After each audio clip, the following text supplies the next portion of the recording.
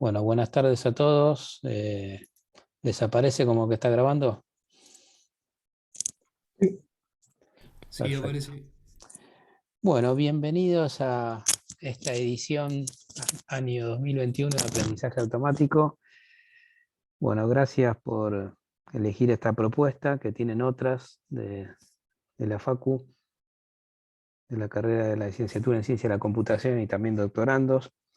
Y les quiero decir que, bueno, que tomamos una decisión con el departamento de admitir a todos, porque originariamente habíamos puesto un cupo de 25 alumnos porque voy a estar solo. Pero la verdad que consideramos, o mejor dicho yo, consideré que no era justo el método del sorteo, entonces pedí que pudieran, si podían ser admitidos todos, y me dijeron que sí, que bueno, que dependía de la buena voluntad de todos nosotros, ¿no? Por eso les pido un poco de paciencia en el sentido de que como voy a estar solo, quizás no conteste con la velocidad que me gustaría, porque estamos todos en mil cosas, y eso por un lado. Y por otro lado, bueno, esta materia creo que se dio la última vez en el 2018, y, y bueno, ahora estamos haciendo una nueva edición que los temas están basados en la última vez que se dio, que me pasaron en material, que la dio Agustín Gravano, y está basado en eso y en parte también en mi trabajo personal y bueno, y la vamos a ir construyendo la materia entre todos. Entonces, ¿cuál es la propuesta que tenemos? La propuesta es la siguiente: hacer un aprendizaje activo. Quiere decir que un poco está también del lado de ustedes la materia, en el sentido de que compartamos conocimientos, ideas y vayamos llevando todas las actividades. Con una modalidad tipo taller, quiere decir que vamos a tener todas las clases un poco de teoría, que la idea es que sea disparadora de temas y tratar de ver la mayor cantidad de ejemplos prácticos. Bibliografía, bueno, de este tema ustedes saben, explota de bibliografía. Hay libros, papers, es un tema, ahora vamos a ver un poco sobre esto, es un tema tremendo, muy actual, muy interesante, en plena evolución, así que hay mucho material. Yo me estuve bajando últimamente algunos libros, vamos a ver cómo se los puedo compartir, pero seguramente ustedes ponen en internet Machine Learning y bueno, no alcanza la vida para leer todo lo que hay.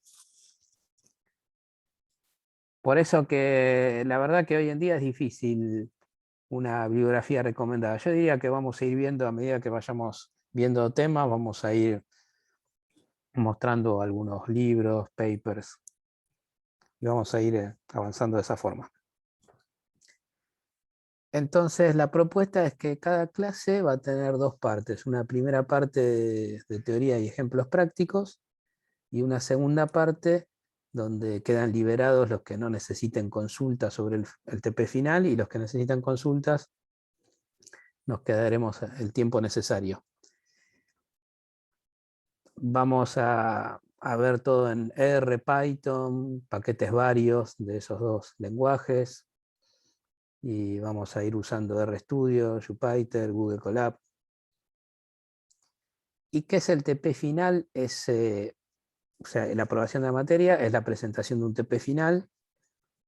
Hay que armar los equipos, ustedes tienen que armar equipos de aproximadamente 4. Lo ideal es 4 estudiantes, pero como siempre hay alguien que queda ahí un poco colgado y bueno, y admitiremos algunos grupos de 5.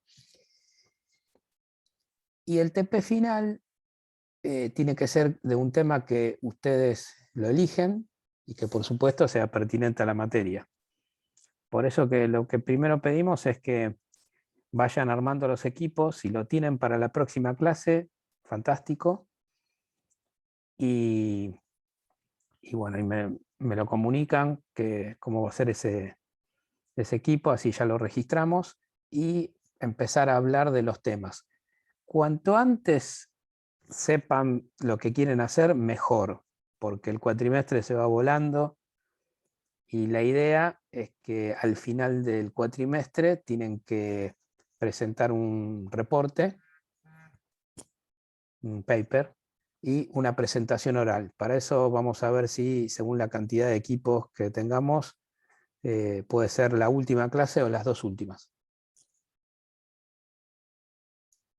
¿Sí? Ahora voy a hablar más en detalle del TP en la próxima slide. Estamos viendo lo general.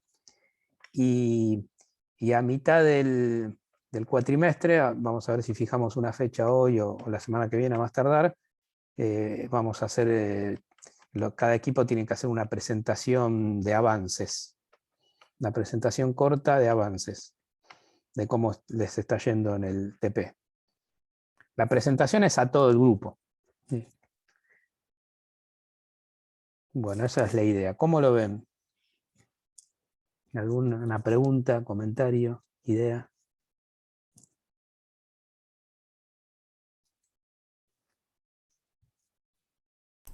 Yo me había matriculado a la de 2018 que también figuraban parciales. La idea es que Ah, en esta metodología no va a haber parciales, sino que es eh, este TP final, ¿no? exactamente, no va a haber parciales. Lo que vamos a hacer es, digamos, la presentación a mitad del cuatrimestre, que dice ahí la presentación corta de avances, se puede considerar como un parcial. Por eso está bueno que hagan algo interesante, ¿no? En la medida de lo posible. Buenazo. Una pregunta. ¿Sí? ¿La bibliografía la vas a ir proporcionando vos o tenemos que buscarla por nuestra cuenta? Porque como dijiste, yo estuve buscando en internet y hay demasiada información. Sí, así es. Eh, ca- en cada tema vamos a ir dando alguna bibliografía, por lo menos lo que vamos a usar nosotros para las clases. Así que lo vamos a ir viendo, porque hay muchos libros, hay algunos libros que quizás tengan la mayoría de los temas, pero vamos a tratar de ir usando distintos materiales, distintas bibliografías. Eso a medida que vayan avanzando las clases, lo vamos a ir pasando. Esto está todo en internet, todo PDF, así que en ese sentido es fácil. Acá me pregunta Melina con Eh, respecto al doctorado. Ah, perdón, ¿ibas a hacer otra pregunta? no, está bien, gracias. De nada. Bueno, Melina pregunta acerca de los puntos de doctorado. Yo mandé todo a la comisión de doctorado para que lo apruebe. A mí me dijeron que lo van a aprobar, pero no sabía decirte los puntos. Apenas lo sepa, voy a preguntar cómo va eso. Es un trámite. Y, Bárbaro, muchas gracias. ¿sí? ¿Y estás haciendo el doctorado en qué? En biología. Biología, perfecto. Sí, Buenísimo. Bueno, qué lindo esto, ¿eh? Que tengamos, ¿sos bióloga? sí, sí, soy bióloga. Bueno, buenísimo esto que tengamos gente multidisciplinaria, es enriquecedor. O sea que no somos todos de computación acá. Está bueno eso. Bueno, bien. Entonces la idea es que esta materia es promocionable. Entonces si el grupo cumple con la presentación a mitad de cuatrimestre, la presentación corta, y al final, en la última o la penúltima clase del cuatrimestre, entrega el reporte y hace la presentación, promociona la materia. Ese es nuestro objetivo. Entonces, para ir más en detalle de la estructura del TP final, la idea es que la extensión, la complejidad de este proyecto, de este TP final que tienen que hacer, tiene que ser lo suficientemente complejo como para que puedan utilizar un tema por lo menos de la materia, pero también tiene que ser al mismo tiempo lo suficientemente simple como para que lo puedan realizar durante la cursada. O sea, nuestro objetivo es que, nuestro y los incluye a todos ustedes, el objetivo de toda la cátedra es que puedan realizar el proyecto. O sea, hay que calibrar eso, la extensión como para que sea un buen trabajo, que cumpla con usar muy bien algún método o más de un método que vemos en la materia, en una aplicación que a ustedes les interese, pero no tan complejo como para que no lo puedan hacer dentro del cuatrimestre. Y acá, como pregunta Nicolás, los temas los buscan ustedes. Si no tienen tema o no están decididos por ninguno, tenemos temas nosotros para dar. En realidad, cuando hablo de nosotros, si bien estoy solo de docente en esta cátedra, yo soy el director de un instituto CONICET, Hospital Italiano, y ahí estamos trabajando, somos un grupo que trabajamos en estos temas y los voy a ir invitando para que den seminarios, entonces podemos dar temas. Que estamos trabajando en el Hospital Italiano. En el caso que no tengan, ¿no? Entonces también ustedes pueden aprovechar hacer el trabajo práctico final en un tema que les sirva para su trabajo, para la tesis de licenciatura, de doctorado. Bienvenido todo eso. Cuanto más les sirva a ustedes, mejor. Porque van a estar más contentos haciendo el TP final, entonces va a salir mejor. Lo que vamos a hacer a partir de hoy, inclusive, cuando terminemos esta primera parte, esta clase, que es introductoria. Hoy esto es introductorio, en realidad la clase empieza la semana que viene. Si ya tienen formado el equipo hoy, ya hoy podemos empezar los que quieran quedarse un rato más, a charlar acerca del TP. Porque lo primero que tenemos que ver es la pertinencia a la materia. ¿Sí? ¿Y cómo es la estructura de ese TP final, del reporte y también de la presentación? Una carátula, un resumen, es un paper, una estructura de paper clásica. ¿Sí? Donde en la introducción ustedes introducen al lector acerca del tema que van a trabajar, porque la idea de este TP final no es un ejercicio, no es un TP que toman, por ejemplo, una base de datos y le aplican un par de algoritmos y listo. La idea es que ustedes puedan contar una historia, como decimos, redondita, quiere decir una historia donde dicen, esto tiene un objetivo, sirve para algo. Y utilizamos la herramienta de aprendizaje automático para lograr nuestro objetivo. Entonces la idea es que cuenten una historia, que no sea simplemente agarrar un conjunto de datos, procesarlo y dio algo. Por eso que la introducción es muy importante, porque van introduciendo en la problemática de por qué eligieron ese tema, por qué les interesa, qué se hizo antes. Y después pueden formular una hipótesis y los objetivos, que son las acciones que ustedes van a realizar para poder probar la hipótesis que plantearon. Entonces, en este punto ya sabemos el tema, sabemos por qué lo hacemos, cuál es nuestro interés, si se hizo algo antes, quién lo hizo, tenemos nuestra hipótesis que queremos probar y los objetivos, que son las acciones para probar esa hipótesis. Entonces, una vez que tenemos todo eso, necesitamos materiales, datos, registros, lo que sea, materiales, o sea, material. Y los métodos que les vamos a aplicar a esos materiales. Entonces, cuando nosotros aplicamos métodos a los materiales, ¿qué obtenemos? Resultados. Entonces, en la sección de resultados, lo que hacemos es describir todos los resultados que obtuvimos en diversas formas. Pueden ser en formato texto, y o tabla, y o gráficos. Esto lo vamos a ir viendo también a lo largo de la materia, visualización de resultados. Y en esa sección se hace una, como me dijeron a mí hace mucho, cuando me enseñaron este tema, una fría descripción de los resultados. Fría en el sentido de que no hay mucho comentario, es más descriptivo de lo que dio. porque después en discusión, ahí sí hacemos una discusión. Bueno, acá discusión en español es como el discussion, viene de una traducción, una mala traducción de discussion, porque discusión en español suena más, o por lo menos en Argentina suena más como a pelearse, ¿no? En realidad discusión es como argumentación, como que nosotros decimos, bueno, obtuvimos estos resultados y los argumentamos frente a la bibliografía, frente a lo que hicieron otros en el pasado en proyectos, en temas similares. Y finalmente formulamos las conclusiones, donde ahí podemos decir si realmente fuimos capaces de probar nuestra hipótesis. Y se cierra el paper.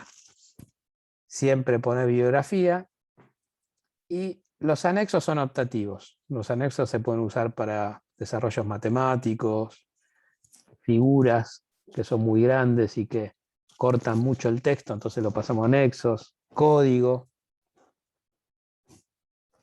todo lo que es accesorio, pero sin embargo ustedes consideran que está bueno que quede registrado en el reporte, en el paper. La presentación de PowerPoint tiene la misma estructura, o sea, es el mismo paper, pero en formato PowerPoint. Y como siempre pregunta, ¿y qué tan extenso tiene que ser esto? Y bueno, eso depende, pero yo creo que 10 páginas está muy bien, que 10 páginas se llenan, relativamente fácil, entre figuras, resultados, si ponen algún código, un poquito de cada cosa, se van 10 páginas. Y aproximadamente 15 minutos, lo que nos ha pasado yo vengo dando la optativa procesamiento de señales hace varios años, acá en Exactas, y en procesamiento de señales lo que pasa casi todos los cuatrimestres es que la verdad que hay trabajos que son tan buenos, tan interesantes, que se toman más de 15 minutos. Entonces, la verdad que nunca cortamos a nadie, porque es interesante, porque ahí aprendemos todos. Esas últimas 2 clases están buenas. Entonces, acá decimos 15 minutos para tener una referencia. Puede ser un poco más, no hay problema. Lo mismo de las 10 páginas, esto es una aproximación, un aproximado. ¿Alguna pregunta de esto? ¿Alguna inquietud? ¿Estamos bien? Venimos bien. Buenísimo. Bueno, algo que no puse ahí, que tanto el paper como la presentación la tienen que enviar ese mismo día, esa última clase, la envían por mail, me la envían por mail en formato PDF. Entonces eso queda registrado como la producción de la materia de cada grupo. Bien. Bueno, entonces vamos a hablar un poco de los temas principales que se van a ver en la materia. Estos temas son un poco la herencia de la última vez que se dio esta materia, porque es la que está aprobada como materia oficial para las carreras, entonces es conveniente seguir usando los contenidos, y tiene un poquito de cosas nuevas de ahora, y vamos a tomarlo, yo les pediría que lo tomen esto como un presupuesto, quiere decir algo que decimos hoy que puede cambiar un poquito, puede haber un tema más, un tema menos, por lo que les dije antes, como esta es la primera vez que doy esta materia, puede cambiar un poquito esta lista, pero en esencia no va a cambiar mucho. Entonces, vamos a hacer un repaso de estadística descriptiva, prueba de hipótesis y visualización. Ustedes cursaron materias, ¿no?, de este tipo.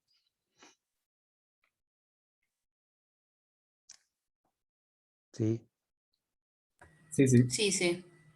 buenísimo. Bueno, vamos a ver si hacemos un repaso, un poco porque es importante después para usar los métodos de aprendizaje automático. Después también vamos a ver algunos paquetes, así una descripción de lo que hay disponible. Hay muchísimo en R y en Python, hay un montón. Acá puse 2 nada más, que son los que más se usan. Pero tenemos TensorFlow, bueno, un montón más. Pero vamos a ver si nos vamos a manejar, por lo menos estos, porque son los que más uso yo. Yo estoy usando mucho H2O. Está buenísimo. pero scikit-learn es muy potente también y en R también hay mucho. Y entonces ahí empieza la parte más de que estamos heredando, como árboles de decisión, evaluación y selección de modelos, clasificadores, ensambles, selección de variables, clustering, regresión, regularización. También vamos a ver redes neuronales. Esto creo que no estaba en el 2018. Y redes autoorganizadas, o también conocidas como mapas de cojones, vamos a ver eso también. Y finalmente aprendizaje por refuerzos. Estamos invitando gente, vamos a ver si tenemos 2 o 3 clases de profesores invitados, así con buena onda, que van a dar un rato. Estuve hablando con amigos de otras universidades inclusive y está bueno escucharlos. Así que eso también está a confirmar. Bueno, ¿alguna pregunta de lo que sería la formalidad de la materia? ¿Estamos bien? Sí, sí. Buenísimo. Bueno, entonces empezamos con la introducción. Entonces vamos a hablar de qué es aprendizaje automático. Una definición de las muchas que hay por ahí. Yo encontré esta que me pareció la más interesante. Una rama de la inteligencia artificial que se ocupa del desarrollo de algoritmos que permiten a las computadoras adquirir conocimientos sin haber sido programadas explícitamente. Esto es muy interesante, porque trabajando con los datos, estos algoritmos de alguna forma aprenden. De ahí viene el nombre de la materia, ¿no? Aprendizaje automático. Entonces nosotros no necesitamos explícitamente programarlas para que hagan algo, van a hacer lo que aprendieron. Y esto también nos lleva a una reflexión, que es la siguiente. Si nosotros le enseñamos mal, y va a aprender mal. Entonces por eso es muy importante, como aprenden de los datos, y como ya vamos a ver también de alguna supervisión, en el caso de los algoritmos supervisados, si los datos y la supervisión no son de calidad, bueno, no va a aprender bien. Entonces, es muy importante para los que trabajamos en estos temas, lo sufrimos. A veces tardamos más tiempo en curar, como se dice, la curación de los datos que después aplicando los algoritmos. Y entonces a eso le vamos a dedicar también un poco de tiempo, a todo lo que es curación de datos. Porque la idea es poder a estos algoritmos, para que aprendan lo mejor posible, poder darle también el mejor entorno. Entonces va a funcionar mejor todo. Entonces, estos algoritmos permiten que las computadoras aprendan. Esto da un poco así de escepticismo, miedo a mucha gente. Y esto también se denomina reconocimiento de patrones, que sería una denominación que viene también de otra área, más del lado de la ingeniería, viene de reconocimiento de patrones. Quizás no tanto de la computación, ¿no? Entonces estos algoritmos lo que hacen es que puedan reconocer un patrón de datos y decir, bueno, estos datos tienen este patrón, estos otros datos tienen este otro patrón. Y ahí nos lleva a lo que se llama clasificación. Eso lo vamos a ir viendo a lo largo de las clases. Entonces, también durante la materia vamos a hablar en lugar de decirlo en español, lo podemos decir en inglés, Machine Learning, o como están por ahí el grupo, ¿cómo es? ¿Cómo era? El grupo que hay acá en la Facu, Machine Learning, está bueno. Ahí está, Machine Learning. Sí, sí. A veces vamos a decir Machine Learning. Sí, famoso por el nombre, así es. Okay. Bueno, Este término lo propuso un investigador, Arthur Samuel, que trabajaba, si tengo bien el dato, para una empresa, para IBM, a finales de la década de los 50. Ya hablaba de esto, del aprendizaje de máquinas, de algoritmos que podían aprender de los datos. O sea, ya tiene un cierto recorrido. Si nos vamos más atrás, podemos hablar de 800 años del matemático musulmán Al-Khwarizmi, que de ahí viene algoritmo. O sea que esto ya viene hace tiempo, ya viene desde mucho antes, diríamos, de las computadoras. Y eso está bueno, ¿no? Porque las computadoras son la tecnología que hoy tenemos, pero en otra época había otras tecnologías y seguramente en el futuro va a haber otras también, distintas a lo que conocemos hoy, pero lo interesante es que los algoritmos siempre existieron y van a seguir existiendo. Entonces los conceptos son más trascendentes que las tecnologías. A ver, perdón que tengo que admitir a la gente.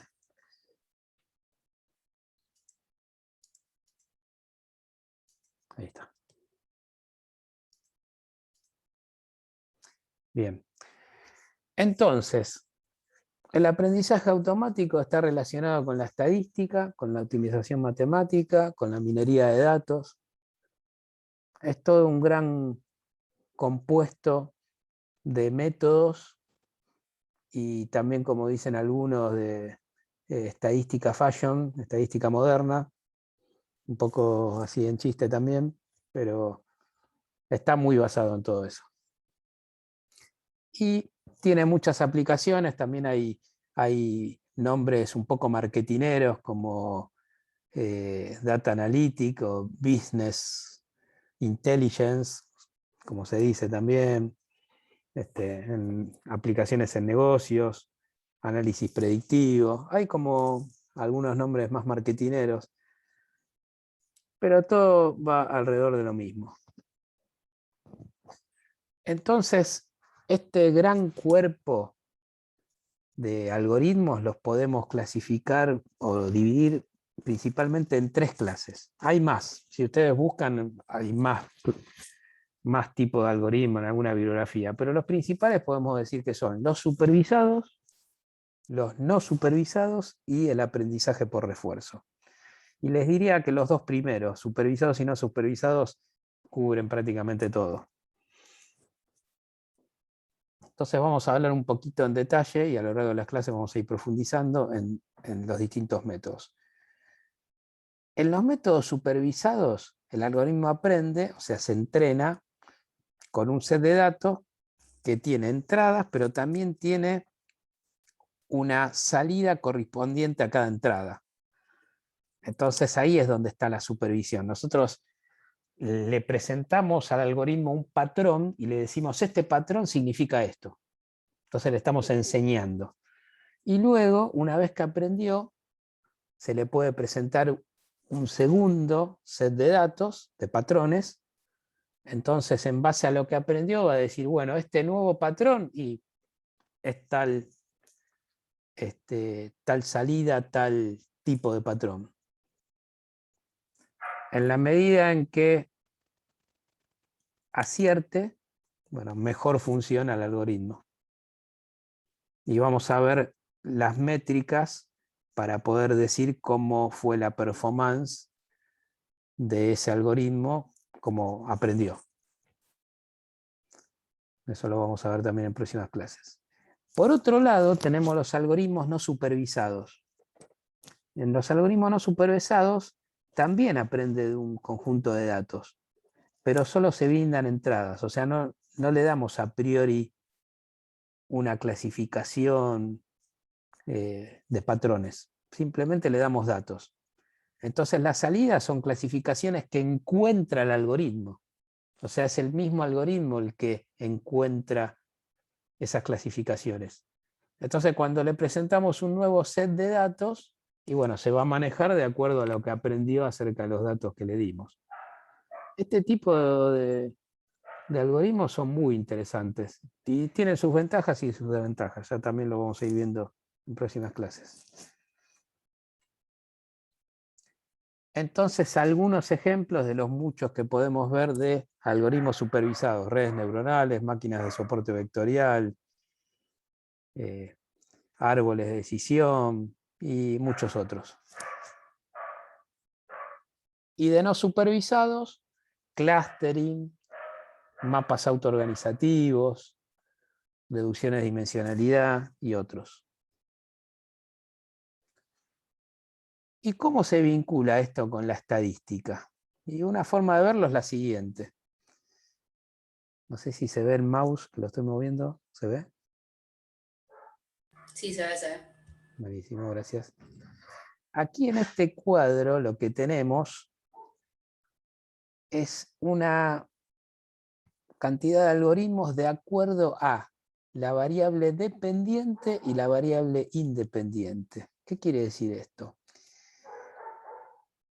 Si ustedes cursaron y se acuerdan algo de, esto lo vamos a reforzar cuando hagamos el repaso, de modelos estadísticos, por ejemplo, un modelo de regresión, por decir algo más concreto. ¿Sí? En un modelo estadístico tenemos variables independientes, que serían las entradas, los datos, y una variable dependiente porque depende de las variables independientes.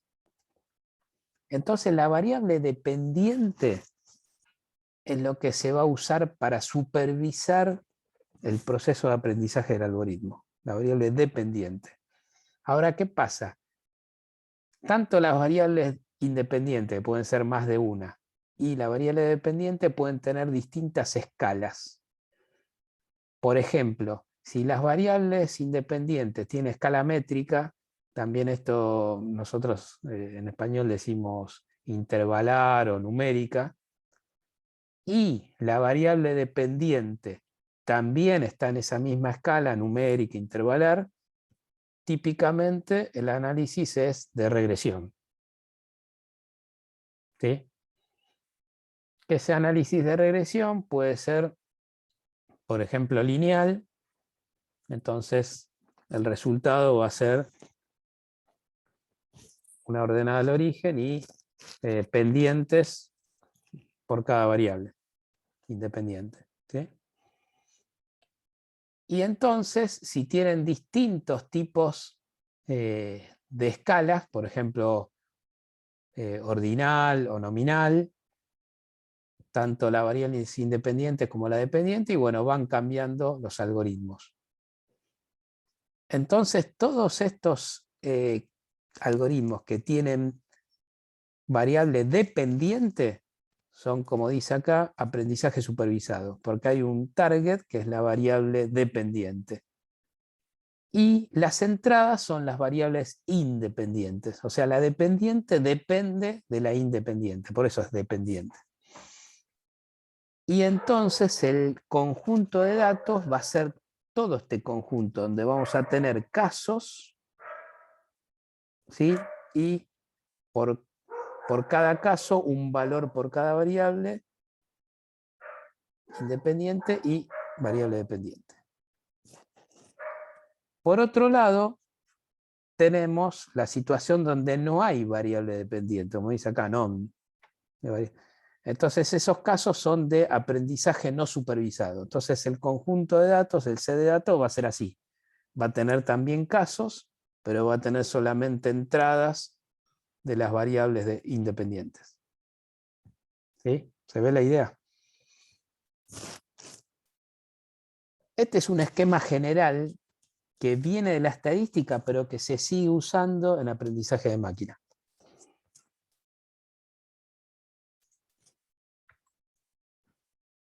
¿Alguna pregunta? ¿Respuesta? Sí, en la diapositiva anterior, Sí. ¿qué quieren decir las diferentes escalas métrica, ordinal y nominal?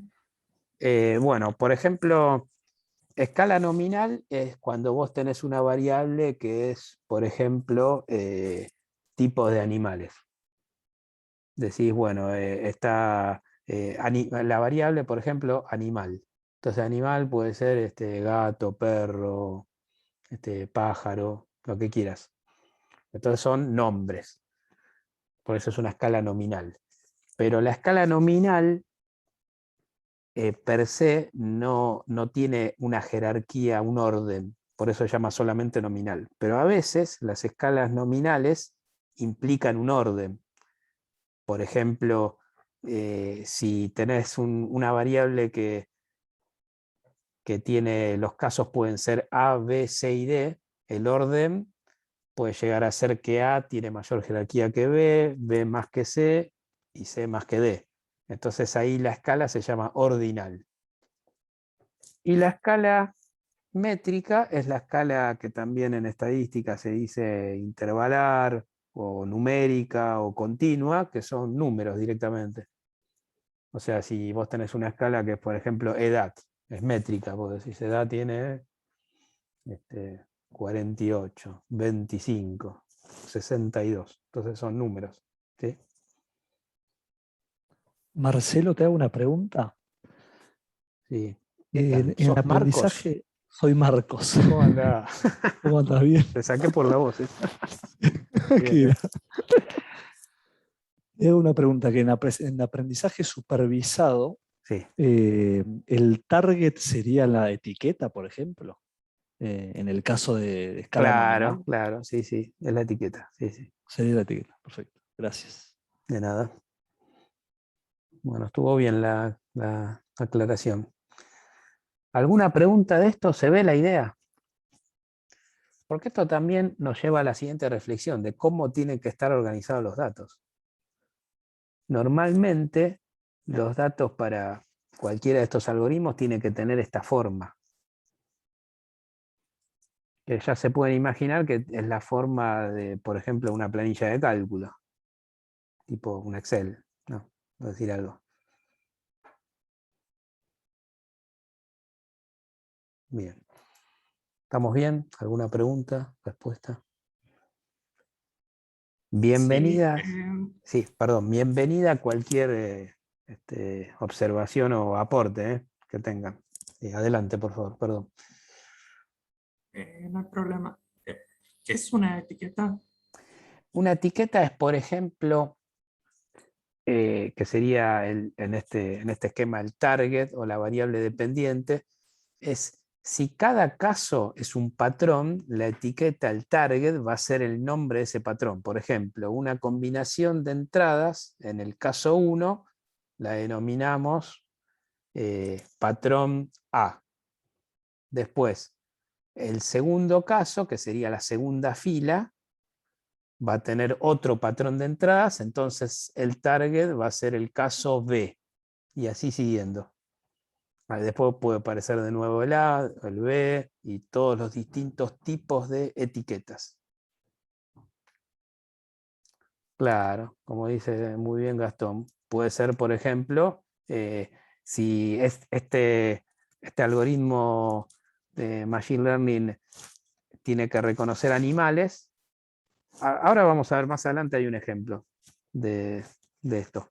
El target va a ser, por ejemplo, el nombre del animal, perro, como bien dijo Gastón. Entonces, las características para que se dé cuenta el algoritmo que es un perro van a ser, no sé, tipo de pelo, cuántas patas tiene. Como eso que, como se dice ahí por ahí, dice, y si tiene 4 patas, ladra, y bueno, es un perro. Bueno, eso es un reconocimiento de patrones. Ok, gracias. De nada. Bueno, pasamos al siguiente tema.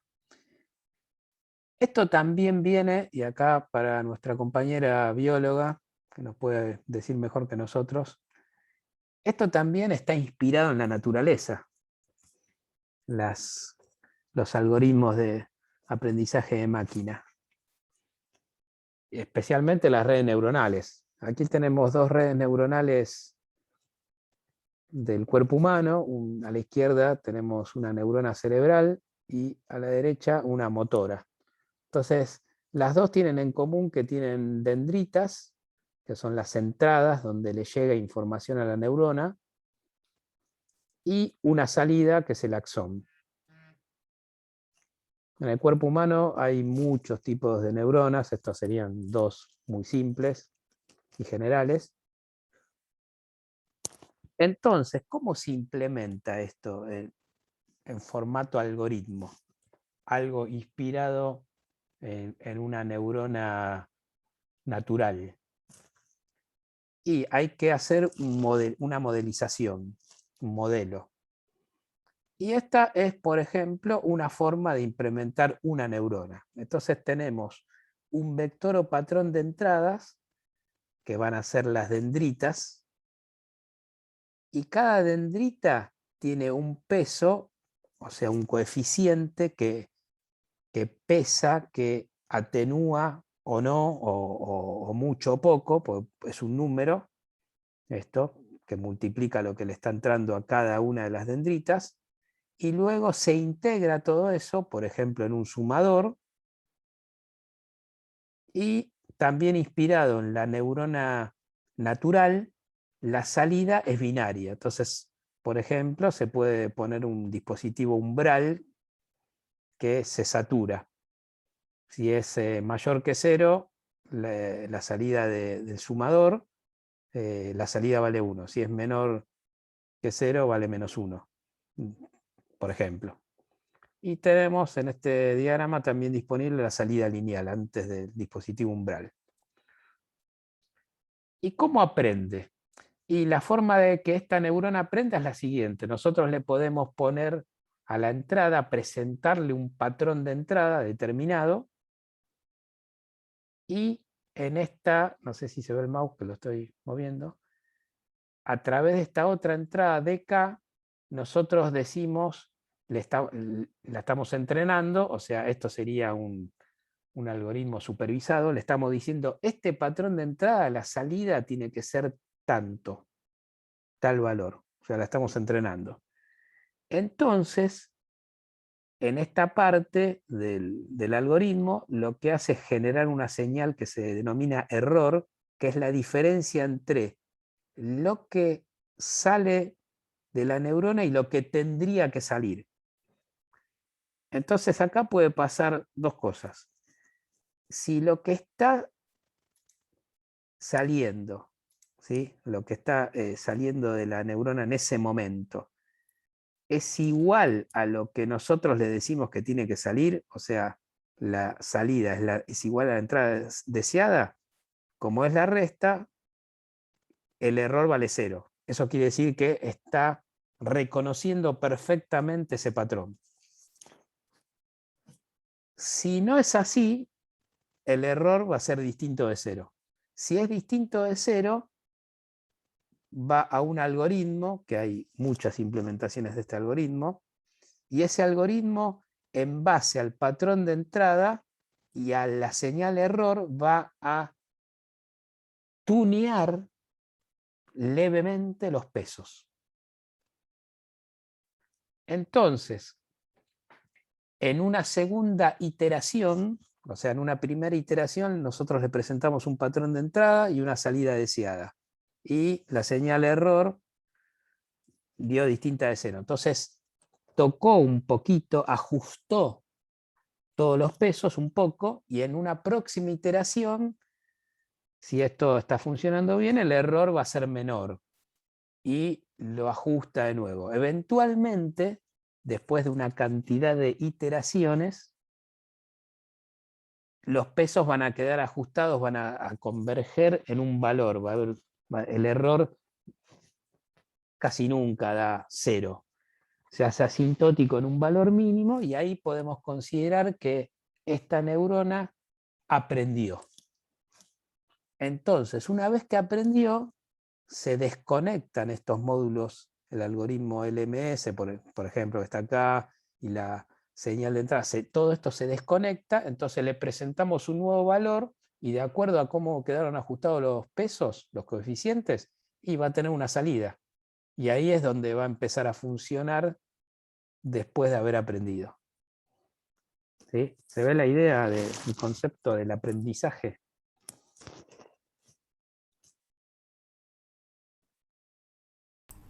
A mí me quedó una duda. Sí, decime.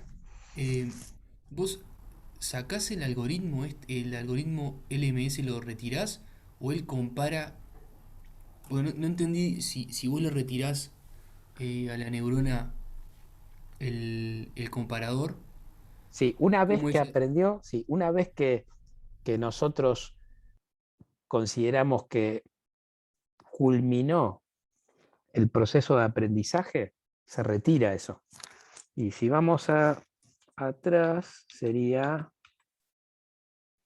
esta parte que dice acá. Luego se le presenta un segundo set de datos para el cual se aplica el aprendizaje adquirido.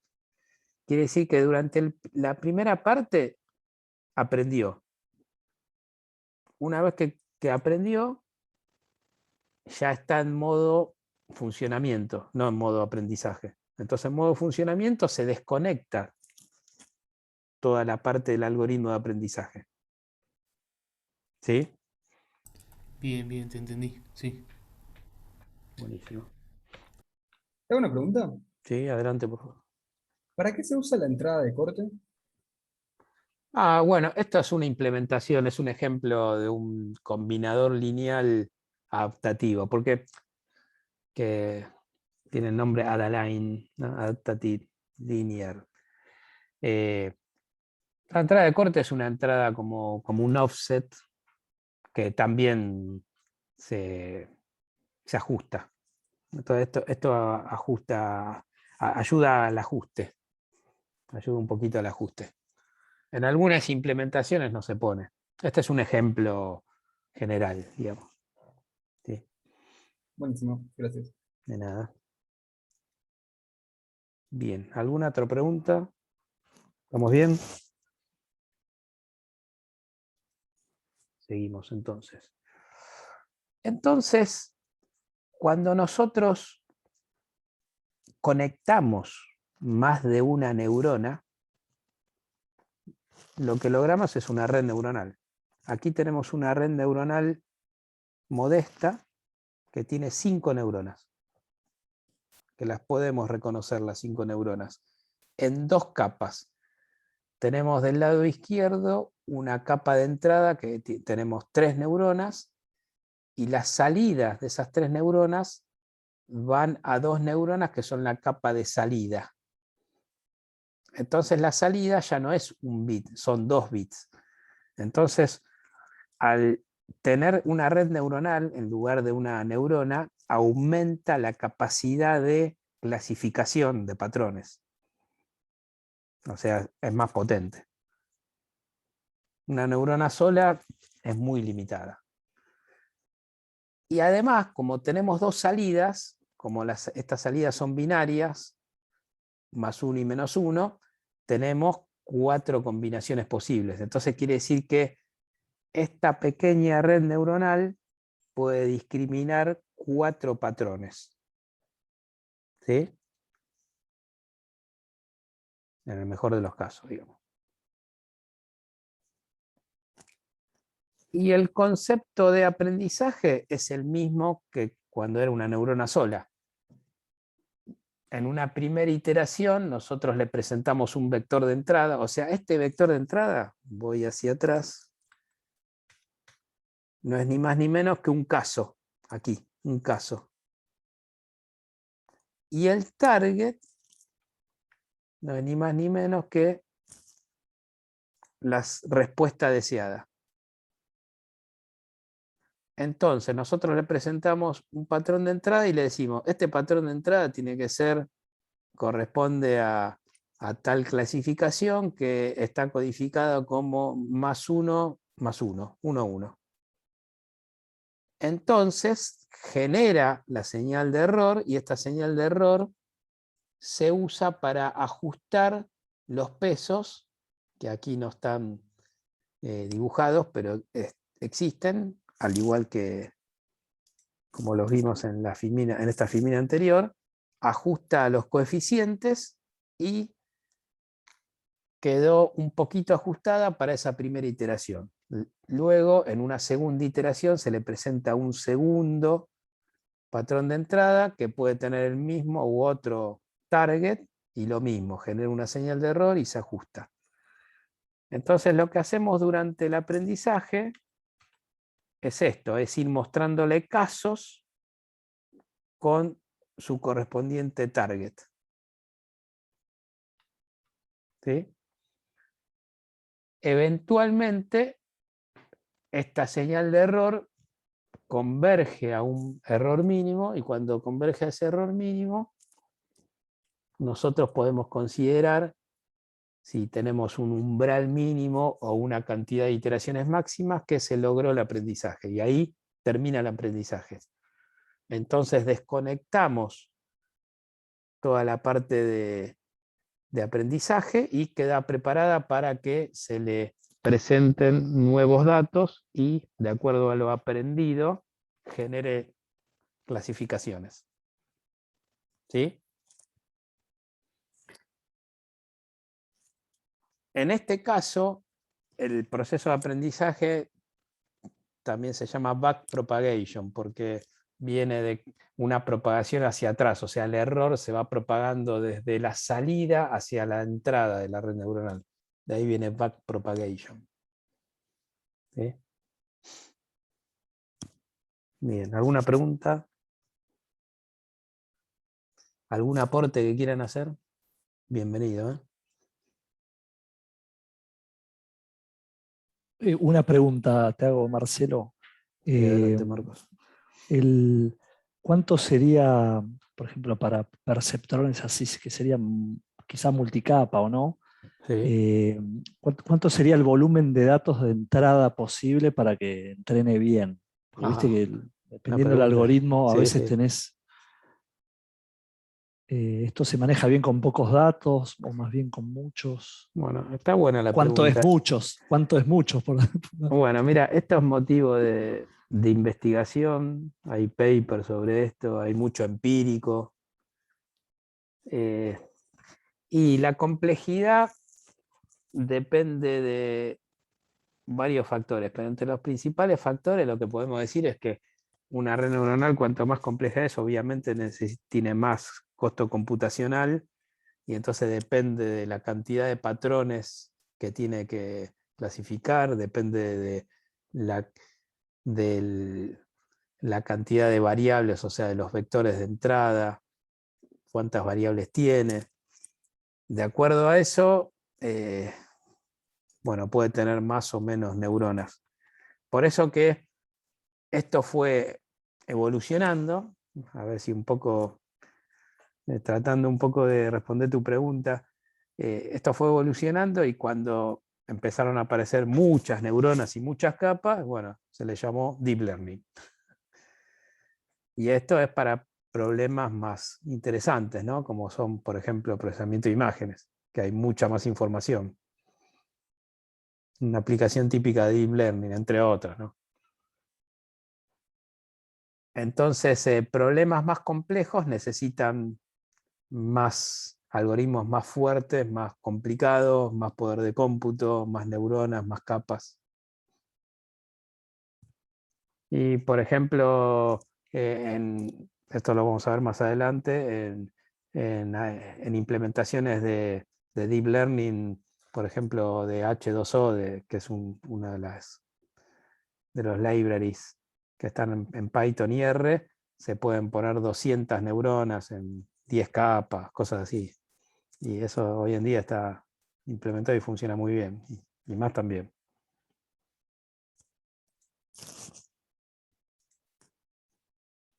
Bien. Bueno, seguimos avanzando entonces. Una pregunta. Sí. No sé si después vas a ahondar más con esto de Sí, las sí, sí. redes. Sí, sí, en ¿Sí? próximas clases Está bien. vamos a ir a ver. Esta clase es introductoria, y en próximas clases vamos a ir viendo algoritmos uno por No, uno. por los coeficientes esos de la red, ¿no? Los pesos Sí, son dependientes, ¿no? de los valores iniciales con los cuales empezás esa, así es. Sí, esa búsqueda, ¿no? Entonces, así es, Hernán. Eh, Hay distintos métodos, pero un método muy utilizado es inicializar los coeficientes con valores aleatorios, por ejemplo. También con patrones determinados. Por ejemplo, en el caso de los... Me estoy adelantando un poquito, pues lo vamos a ver más en detalle, pero igual está bueno. Por ejemplo, cuando lo inicializamos con valores aleatorios, como ustedes saben, los generadores de valores aleatorios que están disponibles en cualquier paquete en realidad no son aleatorios, son cuasi aleatorios. Es más, hay una semilla que si nosotros esa semilla ponemos siempre el mismo número, no es aleatorio, va a ser el mismo patrón. Pero eso está bueno porque ayuda a la reproducibilidad. Entonces vamos a ver cuando empecemos a usar esto, que muchas veces es conveniente llenar con valor aleatorio, pero en realidad es un valor fijo. Porque después cuando hacemos otra prueba, los resultados pueden variar si hubo una variación en la inicialización. Entonces es más fácil comparar cuando siempre inicializamos de la misma forma. ¿Sí? Bueno, eso lo vamos a ver más adelante. ¿Sí? Bueno, entonces, también haciendo como un poco un paso rápido de distintos algoritmos. Otro tipo de algoritmos son las máquinas de soporte vectorial, son muy interesantes estos algoritmos.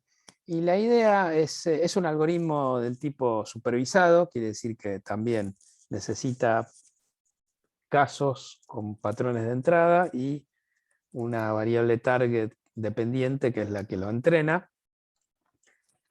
Y la idea de este tipo de algoritmos es que genera hiperplanos, entonces separa los conjuntos de datos con distintos planos, cuanto más variedad tenga, bueno, por eso son hiperplanos. Y esto funciona bien en muchas aplicaciones, es interesante. Y algo interesante también que tiene este algoritmo es que computacionalmente es rápido, entonces es muy popular. Y no necesariamente puede ser un plano, puede ser otra función. Normalmente son planos. Pasando al otro tipo de algoritmo, esto ya vamos a ir viendo en detalle en próximas clases, podemos ver los algoritmos de clustering o de agrupamientos. ¿Sí? Entonces la idea de estos algoritmos es que encuentra grupos. Entonces este algoritmo es no supervisado, porque acá nosotros le presentamos datos, como ven aquí a la izquierda, en 2D, y el algoritmo encuentra que hay 4 grupos de datos acá. Bueno, esto es un poco obvio, ¿no? Pero la idea es esa, de que encuentre esos grupos, que a veces en la vida real, digamos, por decirlo así, se superponen. Esto quedó muy fácil porque quedaron bien separados, pero en la vida real puede haber superposición y bueno, de alguna forma el algoritmo lo clasifica en un clúster o en otro. ¿Sí? A pesar de que pueden estar superpuestos en el plano.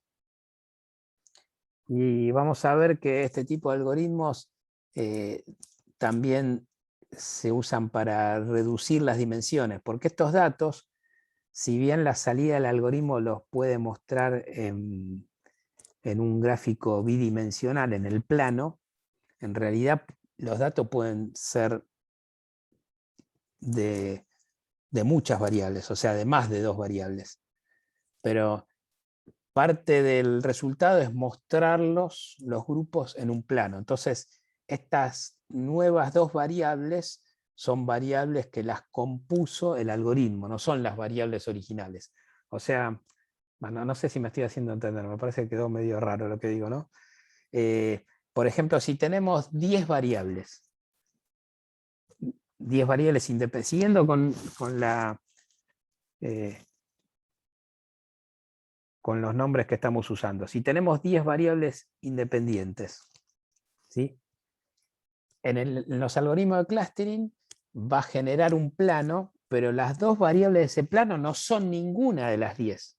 Son una composición de las 10. O sea, son nuevas variables compuestas que genera el algoritmo.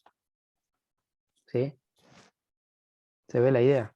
Bueno, por ahí lo estoy O sea, diciendo medio en el aire, esto, que se va a ver bien cuando lo usemos, van a ver.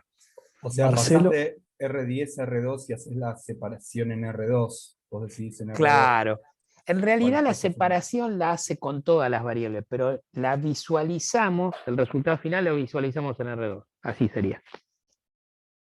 Claro. pero entonces, Sí, digamos, esas variables nuevas en el plano sí. podrían no tener un significado físico, quizá, Tal cual, no tienen ¿no? un significado, porque es una combinación que calculó el algoritmo. Entonces no tienen un significado. Si, por ejemplo, las 10 variables originales eran edad, peso, altura, por ejemplo, variables demográficas, y las nuevas dos variables no son ninguna de esas, Bien, gracias. de nada.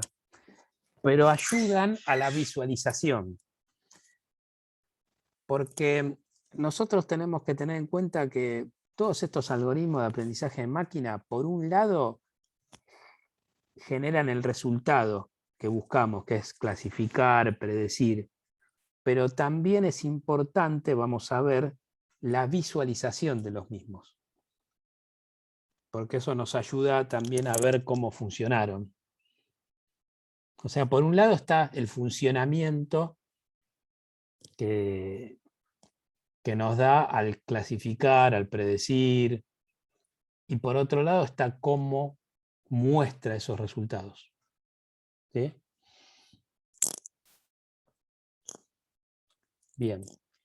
Entonces, esto lo vamos a ver más en detalle, pero ¿cómo funciona un algoritmo de K-medias, por ejemplo, que es muy popular? Y tenemos los datos iniciales y a partir de una consigna, por ejemplo, nosotros decimos que busque 3 grupos en estos datos, empieza a calcular distancias entre los mismos y busca los más cercanos. Iterando, va encontrando los más cercanos y con la consigna de que tiene que encontrar 3 grupos, calcula 3 centroides, que los centroides serían los centros en este plano de cada clúster, de cada grupo. Y finalmente, luego de algunas iteraciones, encuentra o propone, mejor dicho, yo diría propone más que encuentra, propone en base a los datos y a la consigna los 3 clústeres. Entonces se considera que terminó el algoritmo. ¿Sí? Bueno, esto es un ejemplo simple. Pasando a otro tipo de algoritmo, también de la clase del tipo no supervisado, tenemos los mapas autoorganizados, que también lo van a encontrar en la bibliografía como mapas de Kohonen, porque Teuvo Kohonen es, mejor dicho, pues contemporáneo nuestro, un científico de la computación que lo que hizo fue proponer esta arquitectura y por eso se lo llama también en la bibliografía mapas de Kohonen. Y la idea es que tenemos una capa, por ejemplo, acá tengo un dibujito más, se va a ver mejor. Tenemos una capa de neuronas y el vector de entrada, que como venimos viendo, el patrón, se le presenta a todas las neuronas. Esto es la implementación más popular de los mapas autoorganizativos. Es un array en 2 dimensiones, pero puede haber en más de 2 dimensiones. Puede haber en una también, pero las implementaciones más populares de las que se ve por todos lados son en 2 dimensiones. Entonces, cada uno de estos nodos en realidad son neuronas. Entonces, es una neurona muy parecida a la que vimos hace un rato. Entonces, a todas se le presenta el mismo patrón de entrada. Pero va a haber una que va a reconocer un patrón determinado. Y otro patrón lo va a reconocer mejor otra neurona. Entonces, de ahí viene el reconocimiento de patrones o de patrones similares. Porque, por ejemplo, en este ejemplo, el nodo neurona J va a reconocer un patrón determinado y los nodos que están cercanos alrededor de ese nodo J, de esa neurona J, van a, después de que esta red neuronal aprendió, van a reconocer patrones similares al que reconoce J. Entonces, también de alguna forma este tipo de red neuronal hace un clustering, porque va a haber áreas con similitudes. Y aquí tenemos un ejemplo que encontré por ahí, por internet, que me parece didáctico, que es el siguiente. Si nosotros a este mapa autoorganizado le presentamos características de animales, ¿sí? Por ejemplo, tamaño, si es pequeño, medio, grande, si tiene 2 patas, 4 patas, pelo, crines, bueno, de todo, ¿no? Si caza, corre, vuela, nada, características de animales. Entonces, estas características de animales van a ser los patrones de entrada, el patrón de entrada. Por ejemplo, para cualquier animal, vamos a agarrar águila, por ejemplo. Para el águila, el patrón de entrada va a ser que es mediano, o sea, ponemos un 1 en mediano y 0 en los otros dos, que tiene 2 patas, ¿sí? Y así siguiendo, que se dedica a cazar y que vuela, ¿sí? Otro animal, el tigre, va a tener un patrón distinto. Y así siguiendo, cada animal va a tener su patrón, de acuerdo a las características. Entonces esto se lo presentamos a un algoritmo de aprendizaje de máquina y lo entrenamos. Si es un algoritmo supervisado, nosotros cuando le presentamos el patrón que corresponde a tigre, le decimos, esto es un tigre. ¿Sí? Ahora, si no es supervisado, le presentamos el patrón nada más y no le decimos qué es. Puede ser que porque no sepamos, o puede ser que sí sepamos nosotros qué es, pero no, como el algoritmo es no supervisado, no se lo presentamos. Entonces, en este ejemplo de red neuronal de mapa autoorganizado, una vez que aprendió esta red, ¿qué hace? Acá lo está clasificando en 3 grupos, en 3 clústeres, y cada neurona, cada punto, va a reconocer un animal determinado. Pero como podemos ver, hay regiones de similitudes. Porque, por ejemplo, el caballo, la cebra y la vaca, bueno, las considera similares. Entonces están en este clúster. Y por otro lado, considera similares al tigre, al león y al gato, ¿sí? Entonces los pone cerca. Y cerca también ahí está el lobo, el perro, el zorro. Entonces todo ese clúster es ese tipo de animal. Y por otro lado están los animales que vuelan, los pájaros y similares a pájaro grande, ¿no? Águila, yo qué sé, todo esto, ¿no? ¿Sí? ¿Se ve la idea? Marcelo, los puntitos de abajo son las neuronas de tu red. Exactamente. Cada punto Por eso. es una neurona de acuerdo a este esquema. Y que se activan esas neuronas dependiendo de cuál es el animal que ingresás. Claro, porque cada neurona, Es el una mapa. vez que terminó el entrenamiento, cada neurona va a reconocer un animal determinado. O sea, va a haber uno que cuando le ponemos un patrón de entrada va a decir, ah, este es un perro, listo. Vos me pusiste este patrón y para mí es un perro. ¿Sí? Entonces va a estar acá. Va a estar más Porque, activa esa zona de la red. claro, sí, se activa esa zona, exactamente. Porque los patrones de entrada, esto lo vamos a ver en detalle, cómo es el algoritmo de aprendizaje, lo vamos a ver en una clase en detalle. Y vamos a ver algunas aplicaciones. Yo lo estuve usando, esto lo estuvimos usando y funciona muy bien, ¿eh? Este tipo de red neuronal, nos gusta en nuestro grupo. Y entonces, tanto durante el aprendizaje como durante el funcionamiento, una vez que aprendió, en esta arquitectura, en este algoritmo, los patrones de entrada se le presentan a todas, en simultáneo a todas las neuronas. Pero va a haber una que se denomina en este algoritmo la neurona ganadora, que va a ser la que mejor reconoció ese patrón de entrada. ¿Sí? Entonces, si nosotros no sabemos qué es el animal, por ejemplo, no sabemos qué es una vaca, pero le presentamos el patrón 001 como está acá, o sea, grande, tamaño grande, que tiene 4 patas, que tiene pelo, qué sé yo, todo así, y que ni caza, ni corre, ni vuela, ni nada, lo va a reconocer como una vaca. ¿Sí? Acá Gastón dice por ser competitivo. Sí, sí, vamos a ver que el algoritmo de aprendizaje sí es como que compiten. Se puede decir que es competitivo.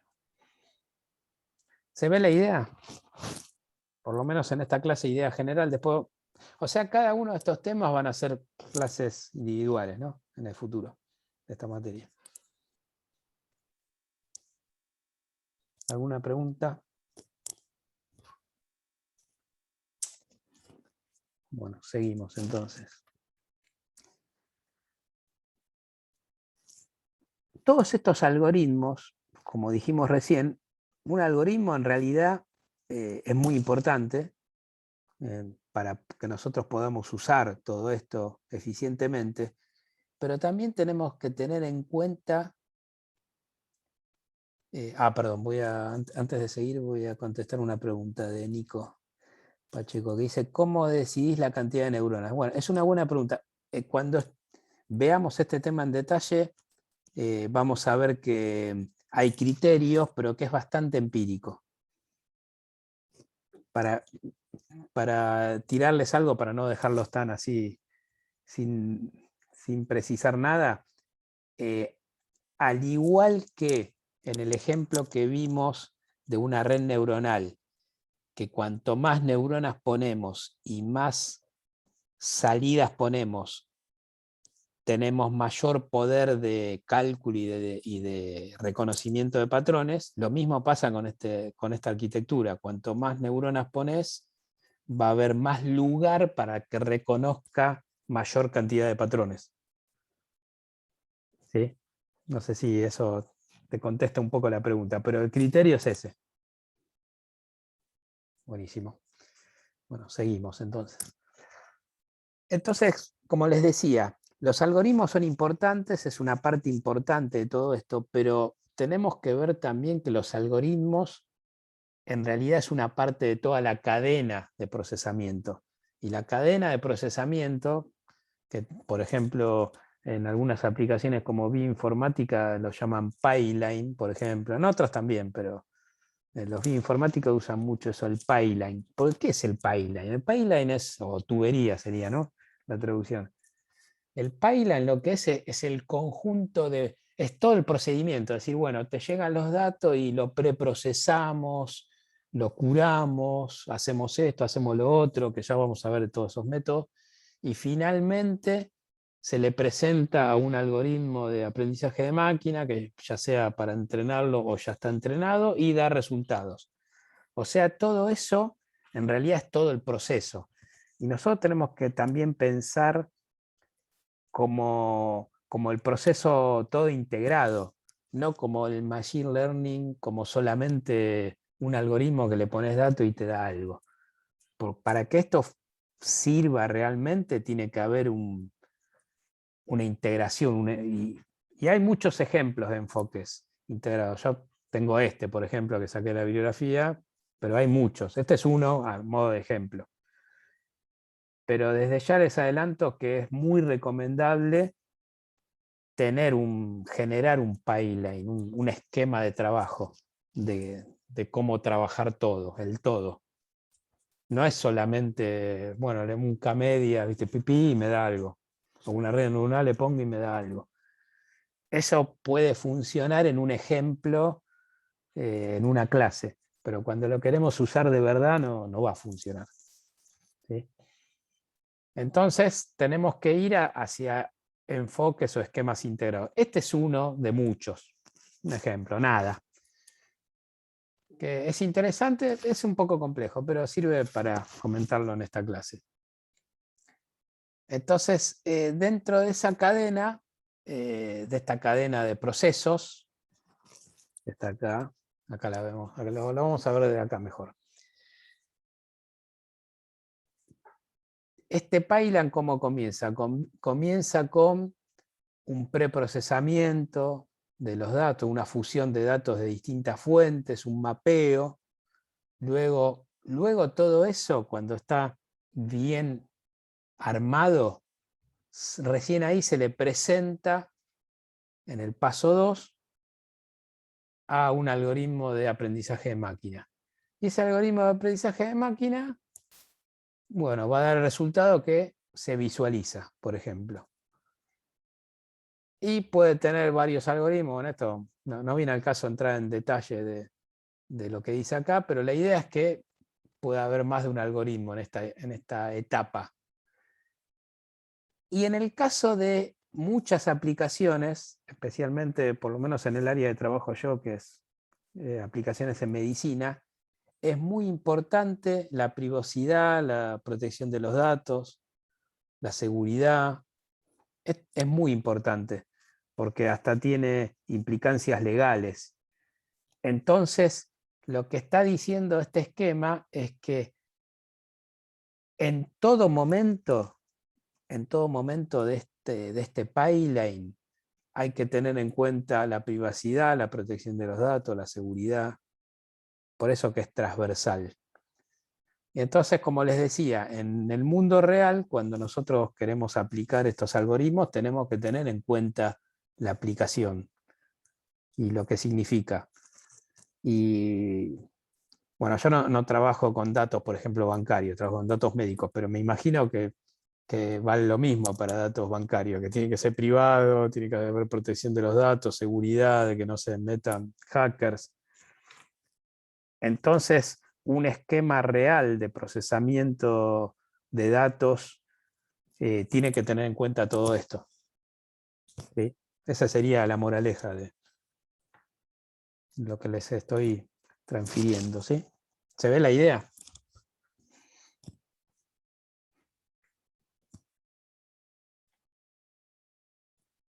Bueno, seguimos entonces. Entonces, ya yendo un poco para el lado de las aplicaciones, como les dije, como yo trabajo en temas médicos, bueno, muchas aplicaciones que muchos ejemplos les voy a dar va a ser para ese lado, ¿no? Por eso que bienvenidos si ustedes quieren comentar otro tipo de aplicaciones o si conocen, más que bienvenidos. Entonces la idea de utilizar estos algoritmos en salud, en aplicaciones médicas, está creciendo enormemente. Es muy importante, esto es un área que está explotando realmente en todo el mundo. Y todo va dentro de una área un poco mayor que es la informática en salud. Y que ayuda a los médicos y al sistema de salud a tomar mejores decisiones. Mejores decisiones en varios sentidos. En el sentido no solamente médico, sino también económico.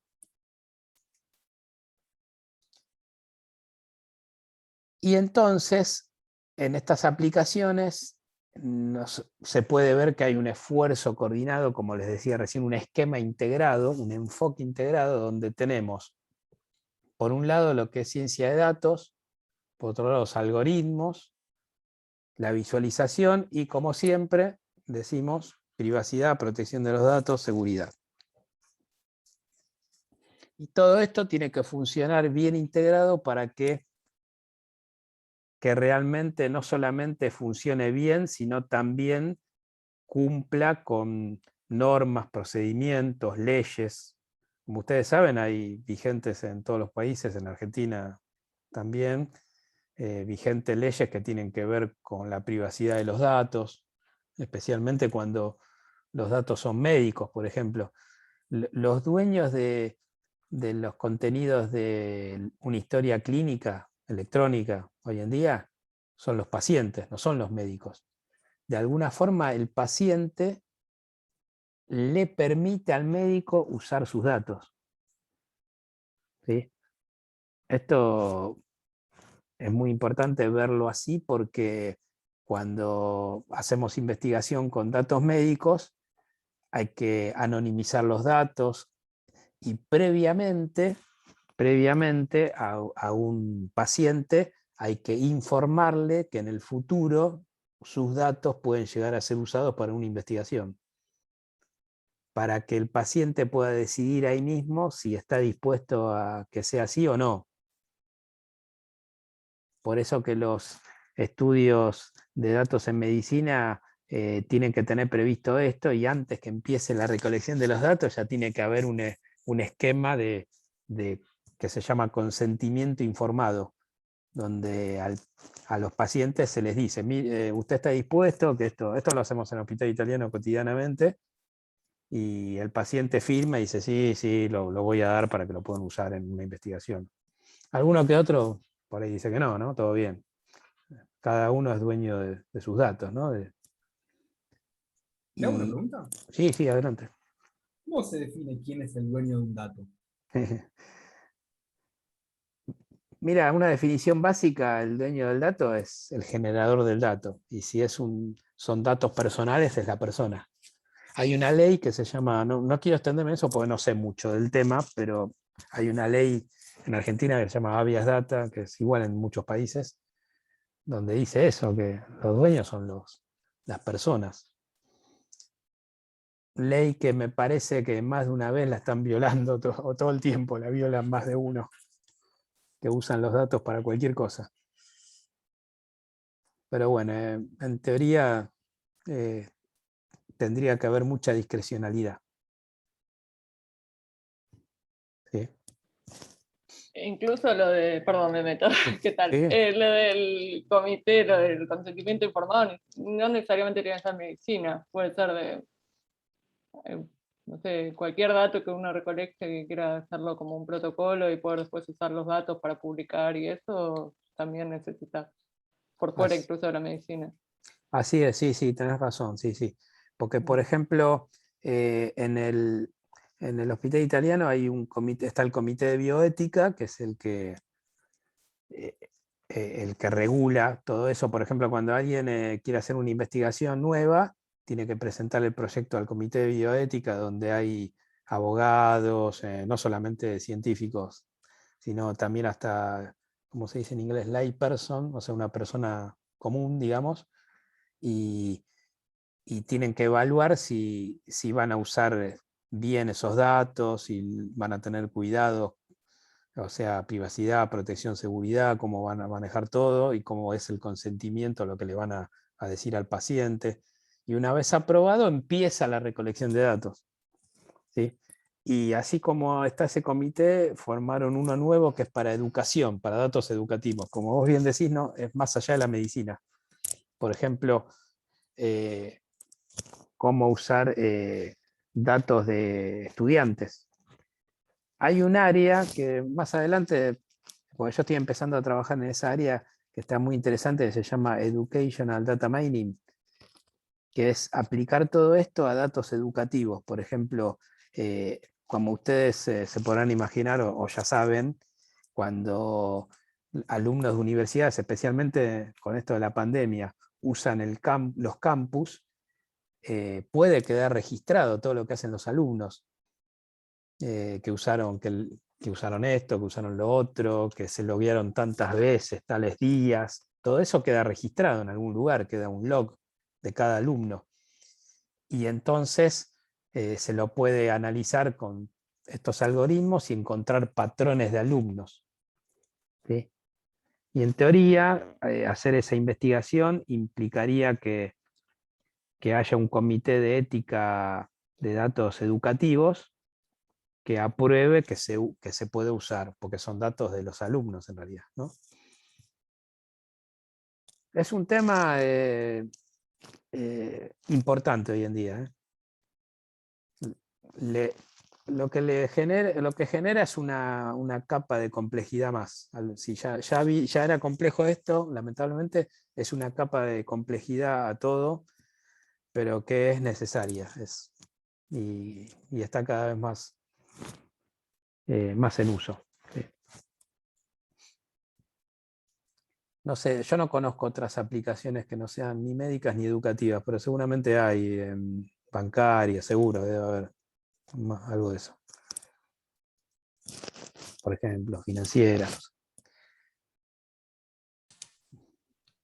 Claro, Bueno, como sí, aporte, puedo dar eso que estoy ahorita en el banco y justamente es todo un rollo el poder pues obtener esos datos y que alguien más pueda pues explotarlos, pero el antes sí es todo un rollo porque se traza todo un flujo, tiene que cumplir pues varias normas. Claro, sí, sí, sí. Como decimos en Argentina, la letra chica, cuando uno, por ejemplo, tiene una red social o la famosa letra chica, dice, bueno, vos entrás acá, ponés tu dato, pero bueno, ya no es más tuyo, ya es de Google, de Facebook, de Amazon, de Netflix. ¿Sí? Vamos a ver algo de eso ahora.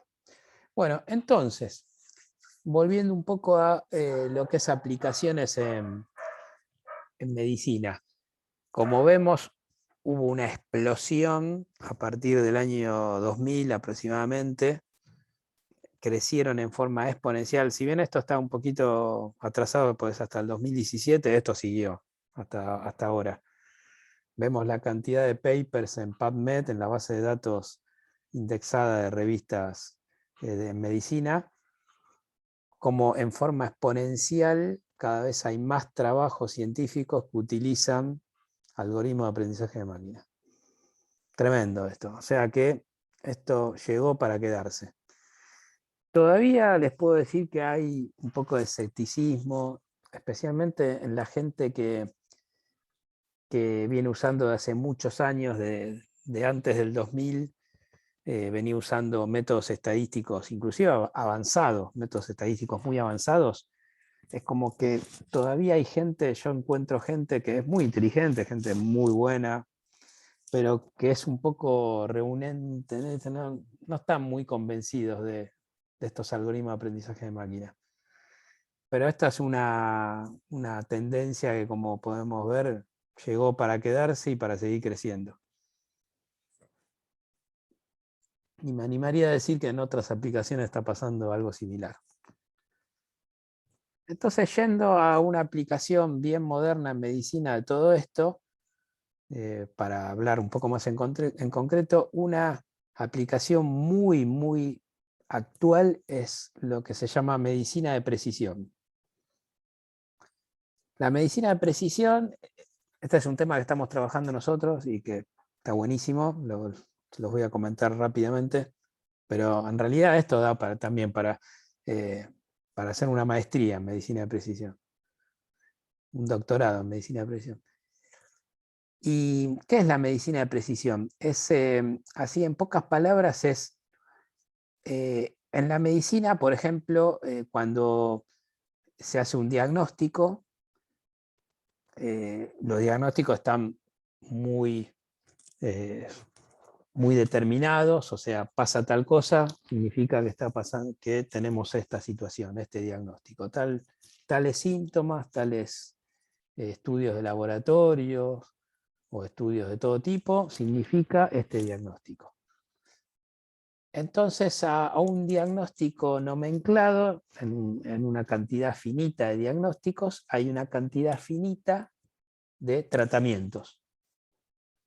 Y entonces no hay nada que diga si una persona tiene un diagnóstico, se le hace un tratamiento, y otra persona que tiene el mismo diagnóstico, se le hace el mismo tratamiento.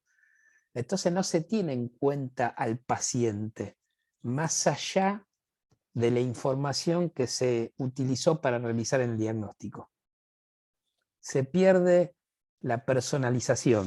Entonces la medicina de precisión no es más ni menos que eso, que es la medicina personalizada. Es buscar el diagnóstico más personalizado, quizás en el mejor de los casos a un paciente, pero en la realidad hoy en día a un grupo de pacientes con características similares. Entonces afina la puntería. Entonces, una vez que hay un diagnóstico más personalizado, puede haber también un tratamiento más personalizado. Y eso es la medicina de precisión. Que si bien es un área que viene hace muchos años. En el año 2015 tuvo un push muy importante porque en Estados Unidos el NIH, el gobierno federal, puso una cantidad de subsidios para investigación de este tipo, mucha plata, entonces le dio un push tremendo, y al mismo tiempo también en organismos de investigación, ministerios europeos y de Asia lo mismo, y también acá en Argentina, el MinSit tuvo una convocatoria. Nosotros nos ganamos un subsidio en el Hospital Italiano de la convocatoria nacional y pudimos comprar un secuenciador que está en el Hospital Italiano, que secuencia muestras de pacientes. Entonces, en base a no solamente la información demográfica general de paciente y a sus estudios, también teniendo en cuenta la parte genómica, se puede afinar la puntería y hacer diagnósticos y tratamientos más personalizados. Y como les decía, esta es un área que está creciendo muchísimo. Acá vemos un artículo muy interesante de Harvard Medical School, y donde dice que el desarrollo de, como dice acá, refleja el dramático desarrollo de grandes conjuntos de datos que tiene en cuenta genética, genómica, proteínas, el sistema nervioso, o sea, muchos datos del paciente, de los pacientes. Entonces se pueden hacer cosas más personalizadas. Y esto es interesante también de dónde viene todo esto. Y acá viene la parte interesante, me parece a mí, que dice lecciones de Netflix. Y ustedes dirán, ¿qué tendrá que ver Netflix con la medicina? Y bueno, ¿qué hace Netflix? Reflexionemos un minuto acerca de esto. ¿Qué hace Netflix, Amazon, Facebook? Bueno, todas las redes sociales. Todo el tiempo está recolectando datos. Todo el tiempo. Y los usan esos datos. Ahora, en el año 2021, bueno, mucha gente lo sabe esto.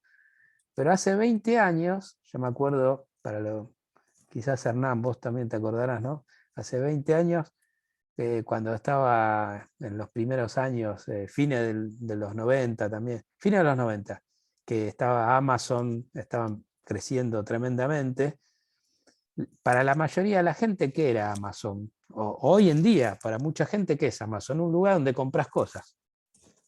Nada, o sea, quiero comprarme un libro o una computadora o no sé, algo, voy a Mercado Libre o si estás en Estados Unidos, Amazon, y bueno, lo elegís y lo pagás y te lo mandan. Es eso, nada más.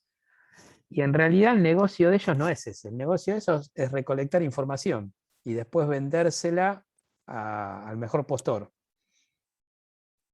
Porque recolectando información saben más acerca de nosotros, de lo que nos gusta, de lo que no nos gusta, y a veces más que nosotros mismos, porque nos clasifican. Y ahí está la conexión entre esto que estamos hablando, entre la medicina de precisión, Mercado Libre, Amazon y nuestra materia, aprendizaje automático. Porque todo esto es posible gracias a los algoritmos de aprendizaje automático. Son la clave de todas estas empresas. Poder procesar en forma automática la gran cantidad de datos que recolectan y poder sacar conclusiones, clasificarnos a nosotros. Dice, bueno, Marcelo Riz que compra, le gusta esto, esto y esto otro, y entonces ya sabemos cómo es Marcelo Riz. Cuando prende Netflix, yo tengo Netflix, le gusta tales tipos de películas, ya nos dimos cuenta, siempre ve la película esta, la otra, ¿sí? Y entonces todos esos datos dicen, bueno, como mínimo, ¿para qué lo vamos a usar? Para que la próxima vez que Marcelo Riz entre a Netflix, entre a Mercado Libre, entre a Amazon, le proponemos cosas de acuerdo al perfil que conocemos de él, a sus gustos. ¿Sí? Y todo esto funciona gracias al aprendizaje, a los algoritmos de aprendizaje de máquina. Es la base de todo esto. ¿Sí? Tremendo, ¿no? hay un libro, no sé si lo conocen, Homo Sapiens, si lo leyeron, se los recomiendo, de Yuval Harari, que es un profesor de la Universidad de Tel Aviv en Israel, un libro espectacular. Son varios libros en realidad, está Homo Sapiens y otro más. Y bueno, ya habla de toda esta revolución, todo lo que implica para la humanidad. No es un libro de ciencia de la computación, es un libro más de historia o de filosofía, si quieren verlo así, pero muy interesante. Y en una parte del libro hace un poco de futurismo, pero ya creo que a esta altura ya no es futuro, es la actualidad. Que, por ejemplo, un sistema tipo red social que aprende acerca de las personas y dice, se forma una pareja y ese sistema le dice a cada uno de los miembros de esa nueva pareja que se formó, le dice, y mira, no te va a ir bien con esta persona. O sea, predice cómo le va a ir. Tremendo. ¿Por qué? Porque se supone que el sistema conoce mejor a las personas que las personas se conocen a sí mismas. Esto creo que a esta altura ya no es ciencia ficción, está pasando de alguna forma. No sé, ustedes cómo lo ven esto. ¿Da un poquito de miedito esto? Sí, una onda Black Mirror. Sí. Sí. Pero bueno, es lo que tenemos hoy en día. Por eso también que es muy importante, especialmente para nosotros y especialmente para ustedes que están estudiando ciencia de la computación o están estudiando cómo usar estas aplicaciones, tener responsabilidad en lo que hacemos, ¿no? Porque la verdad que las implicancias sociales pueden ser tremendas. Nosotros tenemos que ser muy responsables, los que trabajamos o queremos trabajar en estos temas. A mí me parece que tener una ética acerca de esto es importantísimo, porque puede ser usado muy mal esto. Y bueno, esperemos que no sea así, ¿no? Dios quiera que no. Bueno, entonces, volviendo... Marcelo, ¿te puedo hacer una pregunta puntual? Sí, cómo no, Marcos, decime. ¿Existen redes que vos ya entrenaste que después les vas siguiendo metiendo datos y siguen aprendiendo? Sí, por supuesto, sí. Se puede, a medida que la red está en funcionamiento, poder reforzarle el entrenamiento periódicamente y se va haciendo un update. Sí, por supuesto. Sí. O sea, que eventualmente durante toda la vida de uso de ese algoritmo, periódicamente se la entrena un poquito más, se activa esa parte de entrenamiento y se la refuerza un poquito más. Porque los datos van a ir cambiando, entonces es mejor seguir entrenándolas y que no quede con la foto original, ¿no? De entrenamiento original. Gracias. De nada. Bueno, entonces, siguiendo un poquito más con medicina de precisión, aquí vemos una analogía entre Google Maps y un sistema de medicina de precisión. Así como en Google Maps tenemos capas de distintos tipos de datos, como por ejemplo transporte, uso de la tierra, censos, estructuras, código postal, imágenes satelitales. Todas estas son capas de información en distintos formatos, como vimos, nominal, ordinal y otros, métrico. Y la analogía con la medicina de precisión, ¿cuál es? Es que tenemos distintas características, que son, por ejemplo, el esposoma, signos y síntomas, el genoma, el epigenoma, el microbioma, otros tipos de datos de pacientes. Y cada uno de estos puntos es una característica de un paciente. Entonces, un paciente es un recorrido a lo largo de todas las capas, un paciente determinado. Y la analogía con Google Maps es que un lugar determinado, geográfico, también es un recorrido a través de las distintas capas. Entonces, estos algoritmos de Machine Learning se pueden utilizar para clusterizar los distintos tipos de pacientes, así como Google Maps hace lo mismo con localidades, lugares. ¿Sí? Y bueno, acá me quedó mal, es una lástima, esta figura me quedó mal. Bueno, entonces para ir terminando la clase de hoy, esto no los voy a aburrir, pero si ustedes quieren pegarle una ojeada, de este libro, donde está el Payland que les comenté, ese enfoque integrado, hay diversos capítulos con aplicaciones en medicina y biología interesantes. ¿Sí? Bueno, entonces para ir terminando la clase de hoy, lo que les pido es lo siguiente: si para la próxima clase pueden tener los equipos armados, mejor, y empezamos ya a trabajar, a ver la primera clase teórico-práctica y las primeras consultas si ya tienen equipos y ya están pensando en temas. Porque cuanto antes empiecen con el trabajo práctico final, mejor para ustedes, ¿no? Porque la idea es que estén todos terminados al final del cuatrimestre. ¿Sí? Bueno, eso es todo por hoy. ¿Alguna pregunta, respuesta?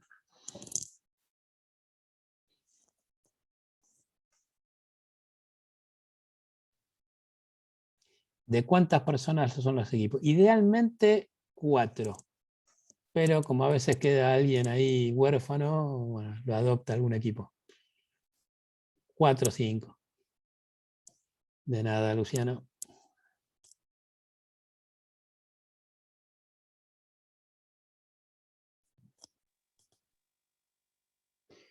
Una cosita, Marcelo, nomás, ¿no? Sí.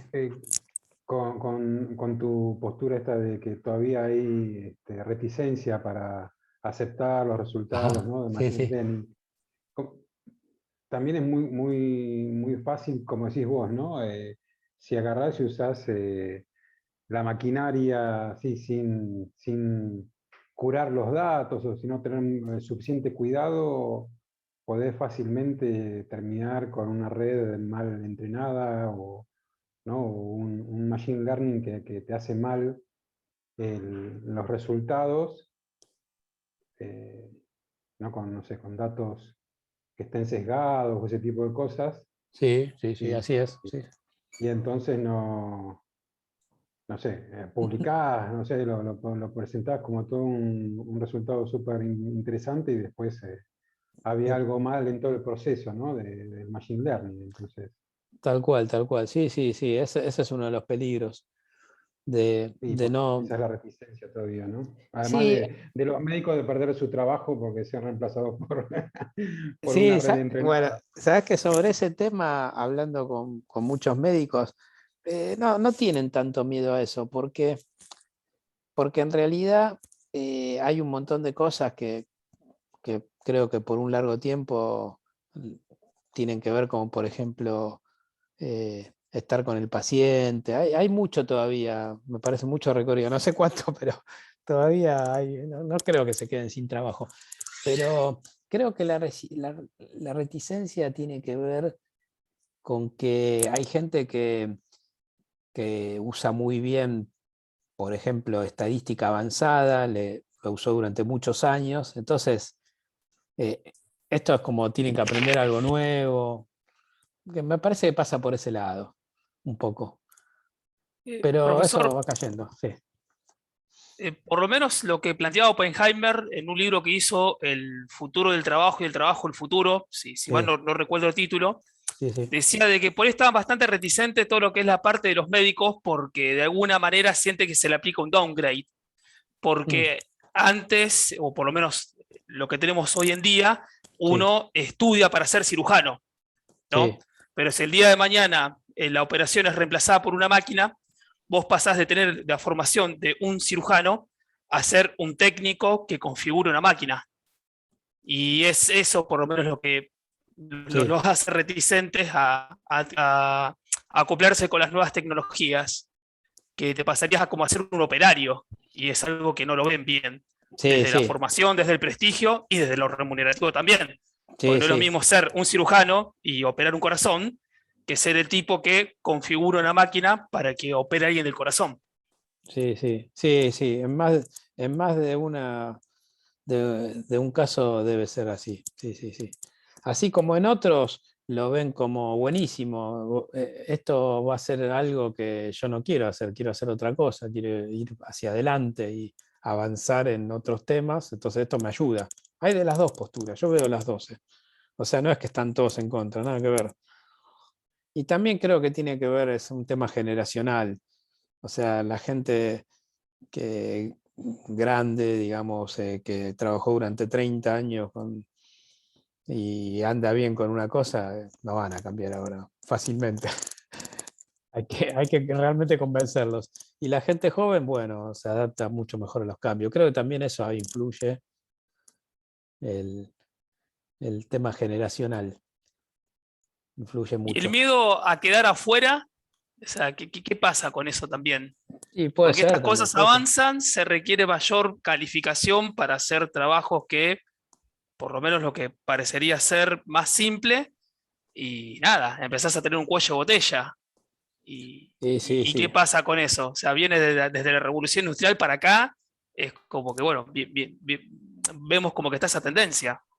Sí, sí, sí. Y bueno, mira, lo que vos decís está pasando en el mercado laboral desde hace años, que es, por ejemplo, en perfiles laborales de, por ejemplo, personal de seguridad o de maestranza, piden secundario completo.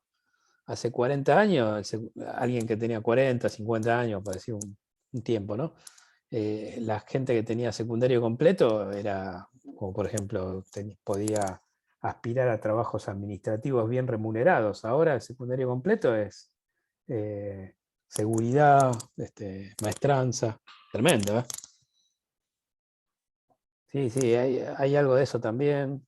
Sí. Y algo, rescato también algo que dijo Hernán, que está bueno, que los algoritmos, y esto también lo tenemos que tener siempre en cuenta, todos estos algoritmos, cuando ustedes le ponen datos, siempre te va a dar algo.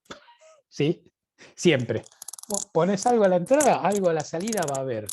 El tema es, rescatando lo que dijo Hernán, lo que tenemos a la salida, ¿qué es? ¿Es bueno? ¿Es malo? ¿Sirve? ¿Sí? Por eso eh, que es muy importante saber acerca de la aplicación. Es muy importante saber acerca de la aplicación. Y un poco lo que les decía recién de contar la historia, de que ustedes en el trabajo práctico final cuenten una historia, que no sean solamente un implementador de un ejercicio, ¿sí? Que cuenten una historia, porque también tenemos que tener en cuenta que aunque ustedes hagan las cosas muy bien desde el punto de vista como científico de de la computación o la aplicación, hagan las cosas muy bien. Siempre esto es la mitad de la historia.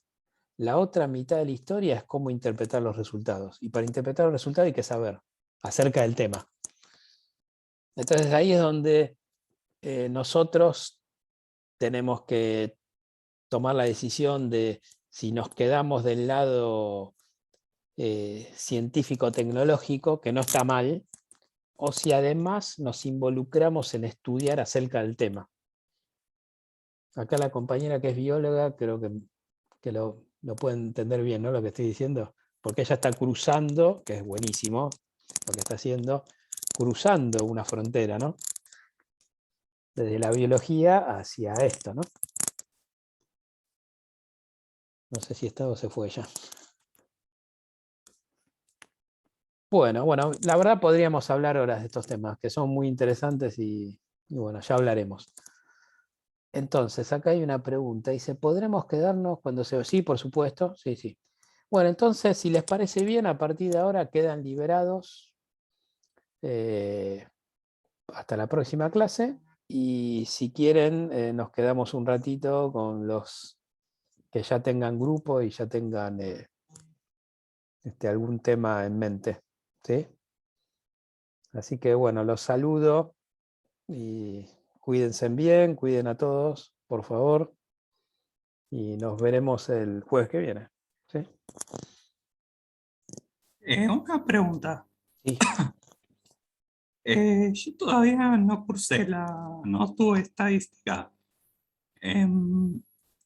¿Puedo ir leyendo algo?